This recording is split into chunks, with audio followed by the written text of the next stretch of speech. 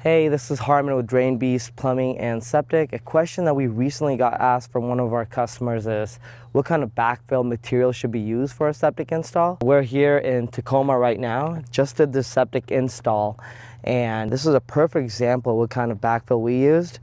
We actually used the soil that we dug out for the tanks for the backfill. In very rare case scenarios will you have to bring in like C33 sand or cover soil for the backfill portion. That's only used if the soil itself is really clay, really mucky, or if the soil itself has been contaminated. Then you obviously got to bring in new dirt. A rookie mistake that installers are making is they're actually not filling up these tanks with water during install. What this can cause actually is it's going to cause these tanks to float up.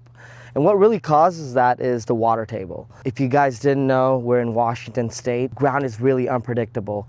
And that water coming from the ground, it can really bounce these tanks up and you won't even know it and you got to restart. If you guys have any other questions about install, please make sure to call Beast Plumbing and Septic for any questions relating to install.